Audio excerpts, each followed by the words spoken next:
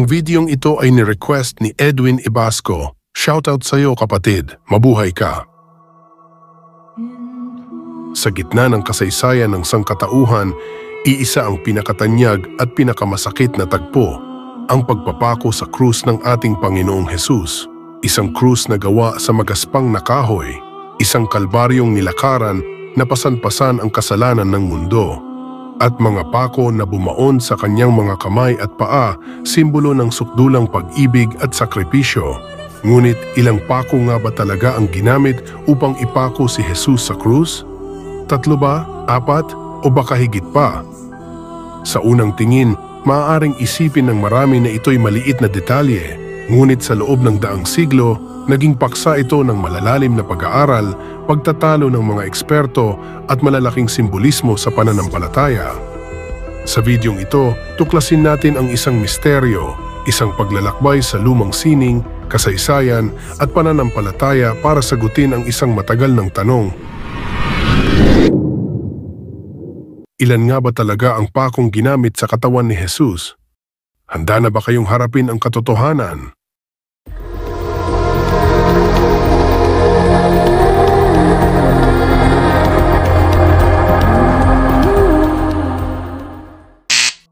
Kung titingnan natin ang mga lumang larawan, mga estatwa at simbolo ng krusipiksyon, makikita natin ang dalawang pangunahing bersyon, ang 3 pako, 2 pako sa mga kamay, 1 sa 2 paa, at ang 4 na pako, tig-1 sa 2 kamay at 2 paa. Ayon sa tradisyon ng simbahang Katoliko, 3 pako ang ginamit. Pero sa ibang lumang simbahan sa silangan, may mga imahe si Jesus na may 4 na pako. Hindi nagkakasundo ang lahat, pero malinaw, ang bawat pako, bawat sugat ay may mabigat na kahulugan. Ang pagpapako o crucifixion ay hindi likha ng mga Romano. Nagsimula ito sa mga Persiyano noong ika-6 na siglo bilang marahas na parusa sa mga pinakamalalang kriminal. Pagdating ng panahon ng mga Romano, pinatindi nila ito, ginawa nilang mabagal, nakapangingilabot at pamamahiya sa publiko.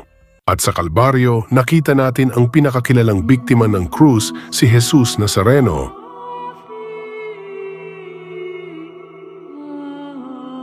May mga sinaunang relics o banal na bagay na sinasabing bahagi ng mga tunay na pako.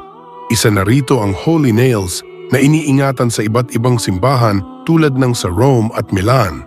Ayon sa mga eksperto, ang mga pako ng mga Romano noon ay malalaki, maiksi at matitibay, parang kasalukuyang spike na bakal.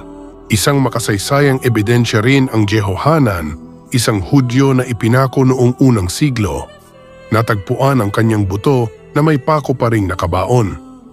Mula rito, napatunayan ng mga arkeologo na madalas ang mga paa ay pinapako sa gilid ng kahoy, hindi palagi sa tapat ng bawat isa. Ngayon, pag-usapan natin ang mga tao na nagsaliksik at nagtalo-talo tungkol sa kung ilang pako talaga ang ginamit. May mga kilalang naniniwala na 3 pako lang ang ginamit. Isa na dito si St. Thomas Aquinas, isang sikat na teologo noong Middle Ages. Para sa kanya, sapat na ang 3 pako para sa pagpapako kay Jesus, 2 sa mga kamay, 1 sa mga paa. At hindi lang practical ang dahilan niya, nakikita rin niya rito ang simbolismo ng banal na santatlo, ang Ama, Anak at Espiritu Santo. Ganoon din ang pananaw ni St. Augustine, isa sa mga pinakaimportanteng ama ng simbahan. Naniniwala siya na 3 pako ang pinakamatibay na simbolo ng sakripisyo at pananampalataya. Pero hindi lahat sumasang-ayon. May mga eksperto rin na nagsasabing 4 ang pako na ginamit. Isa sa kanila si Dr. Frederick Sugibe, isang forensic expert na nag-aral mismo ng mga posibleng paraan ng pagpapako. Ayon sa kanya, kung 4 na pako ang gagamitin, tig-1 sa 2 kamay at 2 paa. Mas magiging matibay ang pagkakabit ng katawan sa krus. Mas makatuwiran daw ito sa totoong kondisyon ng katawan ng tao. Isa pa ay si Professor Pierre Barbet, isang French surgeon. Sa kanyang mga pag-aaral at eksperimento, nakita niyang mas komportable sa katawan ang posisyon kapag 4 ang pako, 2 sa mga kamay at 2 sa magkahiwalay na paa. Makikita natin dito, magkaiba man ang pananaw nila, iisa ang layunin. Maunawaan kung ano talaga ang nangyari noong araw na iyon sa Kalbaryo. At sa totoo lang, hanggang ngayon, wala pa ring malinaw at iisang sagot. Kaya ang tanong, sino nga ba ang tama? Isang misteryong nagpapakita kung gaano kalalim at kabigat ang kwento ng krus. Pero higit pa sa bilang ng pako, ang tanong ay, bakit tila hindi sinagot ng Diyos ang mundo sa tanong na ito? Maaaring para ipakita na ang mahalaga ay hindi ang dami ng pako, kundi ang sakripisyo ng pagmamahal. At ayon sa isang sinaunang kasabihan, "The nails did not hold him to the cross, it was his love." Isang nakatagong misteryo na sa halip na sagutin ay dapat pagnilayan. Pero alam mo ba na may ilang paniniwala na ang mga tunay na pako ni Jesus ay tinunaw at ginamit para gumawa ng korona para sa isang emperador sa Roma? Totoo man o hindi, nagpapakita ito kung gaano kahalaga ang mga banal na relics sa kasaysayan. Mga kapatid, sa dulo ng lahat ng pagtatalo tungkol sa bilang ng pako, isang katotohanan ang nangingibabaw. Hindi bilang ng sugat ang sukatan ng pag-ibig, kundi ang laki ng sakripisyo. Kaya sa bawat pagsubok na pinapasan natin ngayon, isipin natin kung ang ating Diyos ay hindi umatras sa hirap, bakit tayo susuko? Kung makakaharap mo si Jesus ngayon, tatanungin mo pa ba kung ilang pako ang tumusok sa kanyang katawan o yayakapin mo na lang siya at sasabihin, "Salamat Panginoon"? Kaibigan, bago tayo magtapos, gusto kong iwan sa iyo ang isang mahalagang pagninilay. Marami tayong tanong na hindi agad nasasagot, tulad ng tanong kung ilang pako nga ba ang ginamit sa pagpapako kay Jesus. Pero minsan, hindi pala ang sagot ang tunay na mahalaga, kundi ang mismong paghahanap, ang mismong pagninilay at ang pagbubukas ng ating puso sa pananampalataya.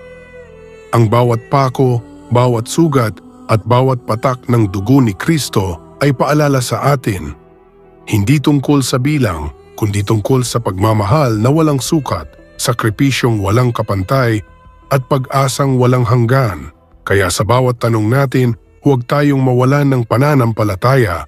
Sa bawat misteryo ng buhay, hanapin natin ang Diyos na patuloy na nagmamahal at nagliligtas sa atin.